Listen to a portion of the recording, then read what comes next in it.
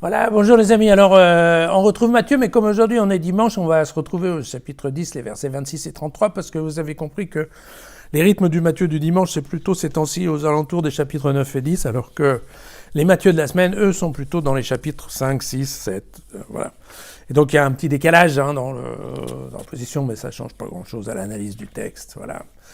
Ne les craignez donc pas, rien n'est voilé qui ne sera dévoilé, rien n'est secret qui ne sera connu. Ce que je vous dis dans l'ombre, dites-le au grand jour. Ce que vous entendez dans le creux de l'oreille, proclamez-le sur les terrasses. Ne craignez pas ceux qui tuent le corps, mais ne peuvent tuer l'âme. Craignez bien plutôt celui qui peut faire périr âme et corps dans la guéhenne. Est-ce qu'on ne vend pas 2 moineaux pour 1 sou ? Et pourtant, pas un d'entre eux ne tombe à terre indépendamment de votre Père. Quant à vous, même vos cheveux sont comptés. Soyez donc sans crainte, vous valez mieux, vous, que tous les moineaux.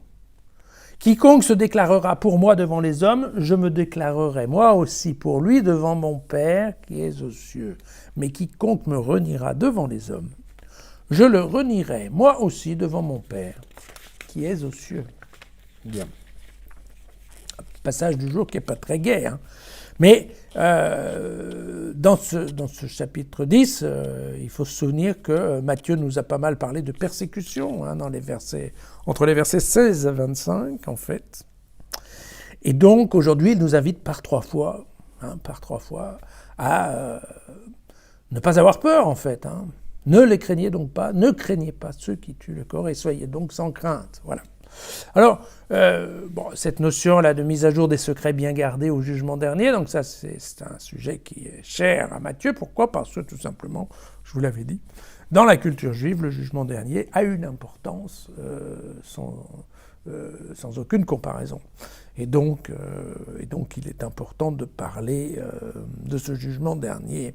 Et à ce moment-là, il est évident que les mystères divins non seulement seront révélés, mais en plus, l'hypocrisie de certains sera également révélée à tous. Voilà.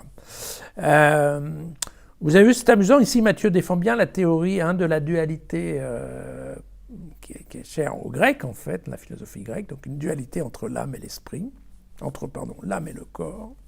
Et donc vous voyez bien qu'il fait la différence entre les hommes qui éventuellement peuvent tuer que le corps, alors que, évidemment, quand c'est Dieu qui décide de vous envoyer en enfer, car la guéhenne, c'est bien de l'enfer dont il s'agit, eh bien, à la fois, il passe le corps et l'esprit. Voilà.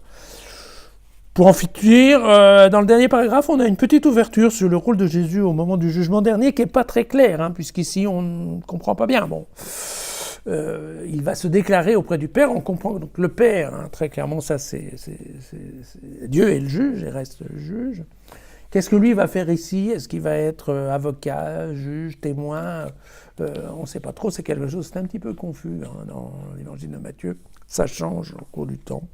Et c'est un sujet qu'on va revoir, parce qu'effectivement, encore une fois, c'est cette question du jugement pour les Juifs. Voilà. Donc écoutez, quand ils ont entendu ça, est-ce que les disciples seront rassurés ? Écoutez, moi j'en doute un peu, mais enfin bon, a priori, ça serait passé comme ça. Voilà. À demain.